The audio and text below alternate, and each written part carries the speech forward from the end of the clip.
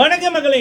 So நம்ம ஒரு படத்தை எடுத்துக்கிட்டோம்னா ஒரு வில்லன் கேங் இருந்துச்சுன்னா ஃபர்ஸ்ட் இன்டர்வலுக்கு முதல் ஹீரோ கிட்ட அடி வாங்குவாங்க, இல்லை ஹீரோயின் கிட்ட அடி வாங்குவாங்க. படம் முடிகிறதுக்கு கிட்ட வந்து திரும்ப அந்த வில்லன் கூட்டம் வரும், வந்து வில்லனை கவுக்கலாம், வில்லனை வந்து கோவப்படுத்தலாம் அப்படின்னு போட்டு திரும்பவும் அடி வாங்கி போட்டு போவாங்க, இல்லைன்னா காணாம போவாங்க. சரிங்களா? எக்ஸாக்ட்லி அதுதான் வந்து இந்த பிக் பாஸ் தமிழ் சீசன் 7ல அர்ச்சனா அவர்களிடம் அடி வாங்கிய புள்ளி கேங் ஒன்னா வெளியில போச்சு. இப்ப திரும்ப ஒட்டுமொத்தமா வந்திருக்கு. ஏன்னா கிளைமேக்ஸில் அடி வாங்கணும் இல்ல. ஸோ அதுதான் நடந்து கொண்டிருக்கு. ஸோ அர்ச்சனா அவர்களுடைய கணிப்பு இந்த புள்ளி கேங்கை பற்றி வேற லெவல்ல கண்டுபிடிச்சாங்க. தலைவி சொல்லி வச்ச மாதிரி பண்றாங்க அப்படின்ற மாதிரி. அதே நேரத்தில் தினேஷும் வந்து விஷ்ணு கிட்டையும் மணிக்கிட்டையும் சொல்வாரு, இது வந்து ஏதோ பிளான் பண்ணி ட்ரைனிங் எடுத்து வந்த மாதிரி கிடக்கு, அர்ச்சனாவை டார்கெட் பண்றாங்க அப்படின்ற மாதிரி சொல்லியிருக்காங்க. நான் ஆரம்பத்திலே சொன்னதா மக்களே, நம்ம ஒன்று நமக்கு சொல் புத்தி இருக்கணும், இல்லைன்னா சுய புத்தி இருக்கணும்.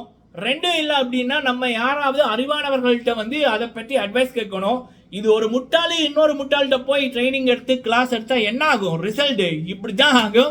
ஸோ அதை பற்றி இந்த வீடியோவில் நம்ம பேசலாம். லைக் பண்ணுங்க, ஃபுல்லாக பாருங்க. ஃபர்ஸ்ட் டைம் வந்துருக்கீங்க அப்படின்னா மறக்காம சப்ஸ்கிரைப் பண்ணுங்க, உங்களுடைய கருத்துக்களை தவறாம சொல்லுங்க. சரிங்களா? ஓகே, என்ன நடந்துச்சு அப்படின்னா அர்ச்சனா அவர்கள் ரொம்ப ஃபீல் பண்றாங்க.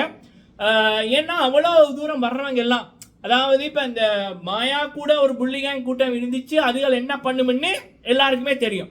ஆனால் இப்போ அர்ச்சனா மேம் பாயிண்ட் ஆஃப் வியூவில் அர்ச்சனா மேம் அவர்கள் விசித்ரா மேம் விசித்ரா அவர்கள் மீது வந்து ஒரு மரியாதை வச்சிருக்காங்க. கண்டிப்பாக அர்ச்சனா அவர்கள் எப்பயுமே வயதில் மூத்தவர்களை மதிக்கிற ஒரு பிள்ளை.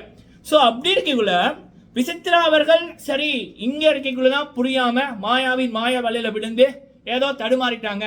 சரி வெளியில போய் பார்த்து போட்டு கூட இருந்தவங்க அவங்களோட ஃபேமிலி மெம்பர்ஸ் சொல்ற அட்வைஸர் பேர்லையாவது வந்து நல்ல மாதிரி இருப்பாங்க, நம்மளை புரிஞ்சுக்கிட்டு இருப்பாங்க அப்படின்னு நம்ம நினைக்கக்குள்ள திரும்பவும் அதே முதல்ல இருந்து ஆரம்பிச்சா எப்படி இருக்கும்.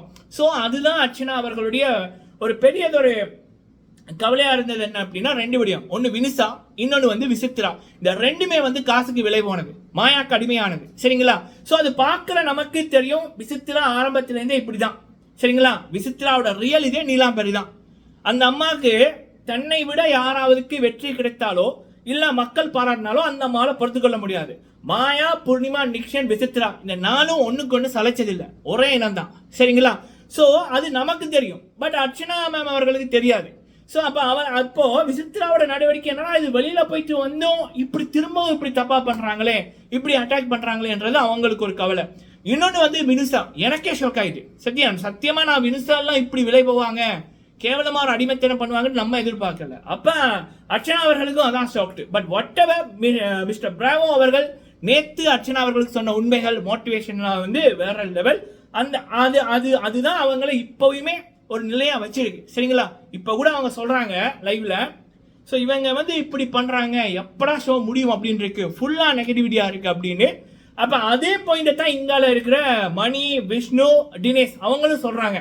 அவங்க என்னங்க அழகா ஒரு விடையா சொன்னாங்க, டைட்டில் வந்து இந்த மாயாக்கு போகக்கூடாது, நெகட்டிவிட்டி இப்படியான ஒரு கேவலமா பிளே பண்றவங்க வின் பண்ணவே கூடாது, நம்மள 4 பேர்ல யார் ஜெயிச்சாலும் ஹாப்பி அப்படின்ற மாதிரி மணி, விஷ்ணு வந்து சொல்லியிருந்தாங்க. அதாவது அர்ச்சனா, மணி, தினேஷ், விஷ்ணு இதுல யார் ஜெயிச்சாலும் ஹாப்பி அப்படின்னு இருந்தாங்க. அதே ஸோ அது வந்து இப்பதான் அவங்களுக்கு புரியுது, இப்பதான் தினேஷுக்கு புரியுது, இப்பதான் மணிக்கு வந்து புரியுது எவ்வளவு தூரம் தகுதியே இல்லாம இந்த மாயா இவ்வளவு இந்த ஃபினாலேக்கு வந்திருக்கு அப்படின்னு. சரிங்களா? இப்பயே அவங்க அவ்வளவு டென்ஷன்லாம் இருக்காங்க. நினைச்சு பாருங்க, நம்ம கஷ்டப்பட்டு படிச்சு நம்மளோட ரத்தம் வேறவே சிந்தி ஒரு இடத்துக்கு நம்ம போறோம், இன்னொருத்தன் தகுதியே இல்லாம வேற லெவல்ல பார்ட்டி எல்லாம் பண்ணி போட்டு அதுக்கான எஃபெக்டே போடாம கூட வந்தா எப்படி இருக்கும்? அதே இதுதான் இவங்களுக்கு. சரிங்களா? மணி, விஷ்ணு அவங்களுக்கு இப்பதான் ஃபீல் ஆகுது, தகுதியே இல்லாத மாயா வந்து எப்படி வந்துச்சுடாப்பா அப்படின்னு. சரிங்களா? இதை விட கொடுமை என்னன்னா, வெளியில வந்தோன்னா பார்ப்பாங்க எப்பயோ எவிக்ட் ஆகிருக்க வேண்டியது, ஒவ்வொரு முறையுமே எவிக்ட் ஆக வேண்டியது, இவ்வளவு தூரம் மாயாஹாசன் கொண்டு வந்திருக்காரு அப்படின்னு வெளியில வந்தோன்னா அவங்களுக்கு ஷொக்காவாங்க. Let's see. சரிங்களா? ஸோ இது வந்து நான் இதை எப்படி பார்க்குறேன் அப்படின்னா, பொதுவாக வந்து எண்டிங் எப்பயுமே எந்த ஷோவாக இருந்தாலும் சரி, எந்த படமாக இருந்தாலும் சரி, கெட்டவர்களை பற்றி நல்லவர்கள் புரிந்து கொள்வார்கள். சரிங்களா? ஸோ இந்த சீசன்லையும் வந்து பார்த்தீங்கன்னா இந்த மாயா கூட்டம், மாயா கடிமைகளாக இருக்கின்ற இவர்களோட கேவலமான முகத்தை இங்கால ஓகே.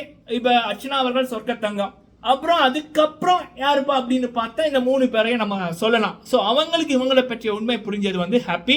அதே நேரத்தில் இந்த விசித்ரா, வினுசா, ஸோ இந்த மாயா, நிக்ஷன், பூர்ணிமா அப்படின்றவங்க எப்படிப்பட்டவங்கன்னு நம்ம எல்லாருக்கும் தெரியும். ஆனால் வினுசா இப்படிப்பட்டவங்க அப்படி என்பது நமக்கு எண்டிங்ல தான் தெரிய வருது. சரிங்களா? அதே போல விசித்ராவோட முகம் நம்ம ஒரு 50-50 இருந்துச்சு. 50% பேருக்கு விசித்ரா நான் யாருன்னு தெரியும், உண்மையான முகம் தெரியும். மீதி 50% பேருக்கு தெரியாது. ஸோ இப்போ 100% பேருக்குமே வந்து விசித்ரானா இப்படிதான் ஃபேக்கா இருப்பாங்க அப்படி என்பதை இந்த சீசன் முடியக்குள்ள வந்து காமித்திருக்கு. காலம் குறும்படம் போட்டு காமிச்சிருக்கு. It's like a movie. சரிங்களா? கண்டிப்பா அர்ச்சனா அவர்களுடைய வெற்றியோட சுபம் அப்படின்னு போட்டு இந்த Bigg Boss Tamil season 7 Sunday night முடிவடையும். அதுல எந்த மாற்றமே இல்லை. சரிங்களா? ஸோ ஓகே மக்களே, இது வந்து லைவ்ல நடந்த விடயங்கள். அதை வந்து நம்ம பேசியிருந்தோம். ஆனா ஒண்ணு மக்களே, இப்படி ஒரு சீசன் இந்த மாயா, பூர்ணிமா, நிக்ஷன் இப்படி தகுதியை இந்த ஷோக்கு வர தகுதியே இல்லாததுகள் இனிமேல் எந்த சீசன்லையுமே வேணாம். சரிங்களா? ஸோ இதுதான் என்னோட பெரியது ஒரு ரிக்வெஸ்ட். ஸோ கண்டிப்பா நான் திரும்ப மறுபடியும் சொல்றேன், இந்த லைவை தொடர்ந்து பார்த்து அதையும் ரிவ்யூ பண்றாங்க பாருங்க சில பேர், கண்டிப்பா அவங்களுக்கு ஒரு சூப்பர் பவர் தான் இருக்கு. ஏன்னா எனக்கெல்லாம் தாங்க முடியாது. இந்த மாயா வாயை திறந்தாலே எனக்கு ஏதோ ஒன்று ஆகும். இந்த மாயா, பூர்ணிமா, நிக்ஷன் இதுகளெல்லாம் பேசுதுகள்னாலே எனக்கு அதுல ஒரு செகண்ட் உட்கார்ந்து இருந்து பார்க்க முடியாது. வாயை திறந்தா நெகட்டிவிட்டி அது. ஸோ எனக்கு மட்டும் இல்லை, நான் பல பேரோட பேசியிருக்கேன். அம்மாமார், அக்காமார், தம்பிமார், அண்ணாமார் பல பேரோட சொல்லியிருக்கேன். எல்லாருமே இதைத்தான் சொல்லியிருக்கேன். இந்த மாயா வந்துச்சுனாலே டிவி ஆஃப் பண்ணுவேன். இந்த பூர்ணிமா, நிக்ஷனை கண்டாலே குழந்தைகளை ரூமுக்குள்ள கொண்டு போய் வந்து பூட்டிடுவேன். தப்பான விடயங்கள் அதுகள் பண்ணும், பார்க்கவே பிடிக்கல அப்படின்னு இந்த கூட்டத்தை கண்டாலே மக்களுக்கு அவ்வளவு தூரம் நெகட்டிவிட்டி. இப்போ இந்த சரவண விக்ரம் அந்த ஆளும் ஜாயின் பண்ணிட்டாங்க. பல பேர் சொல்லிட்டாங்க, இனிமேல் இந்த ஆளு எந்த சீரியல் நடிச்சாலும் அந்த சீரியலை பார்க்கறதில்ல அப்படின்னு. ஸோ அப்படி ஒரு நெகட்டிவிட்டி கூட்டம் நிறைந்த ஒரு சீசன். ஆனால் இந்த சீசன் கூட கரெக்டாக இருந்திருக்கும், நல்ல மாதிரி இருந்திருக்கும். தகுதியான நபரை இந்த ஷோவில் கோஸ்ட் பண்ண வச்சிருந்தா. சரிங்களா? ஆனால் இவ்வளவு தூரம் இந்த சீசன் நெகட்டிவிட்டியாக காரணம் கமல்ஹாசன் என்னும் மாயாஹாசன். எப்பயோ வெளியில போக வேண்டிய மாயா, பூர்ணிமா, நிக்ஷன் இவனுங்களை உள்ள வச்சிருந்தபடியே தான் இவ்வளவு தூரம் அழுக்கு தேங்கி அதை வந்து சுத்தப்படுத்த கஷ்டமா கிடக்கு. சரிங்களா? அப்பப்ப அந்த அழுக்குகளை அப்பப்ப கிளீன் பண்ணியிருந்தா எப்பயுமே கிளீனா இருந்திருக்கும். ஸோ இது தேக்கி வச்சிருந்தபடியே தான் இவ்வளவு தூரம் என்ன சொல்லுங்க சுத்தப்படுத்த நேரம் ஆயிருக்கு. சரிங்களா? ஸோ ஓகே மக்களை, இது பல மக்களின் குரலாய் என்னுடைய குரலை நான் இதில் சொல்லியிருக்கேன். நீங்க உங்களுடைய கருத்துக்களை தவறாம சொல்லுங்க. இதுதான் கமல்ஹாசனோட கடைசி சீசன் அப்படி என்பது நமக்கு கிடைக்கின்ற அப்டேட். அது மட்டும் நடக்கணும். கண்டிப்பா எல்லா கோயிலுக்குமே போய் வந்து நம்ம அங்க பண்ண வேண்டிய வேண்டியதை நம்ம பண்ணுவோம். இனிமேல் கமல்ஹாசனோட முகத்தை காமிச்சாலே, பிக் பாஸ்ல வந்தாலே சத்தியமா இப்ப உள்ளுக்குள்ள இருக்கிறவங்க எப்படா முடியும் அப்படின்னு பாக்குற மாதிரி நம்ம முதல்ல இருந்து ஆரம்பிக்க முடியாது.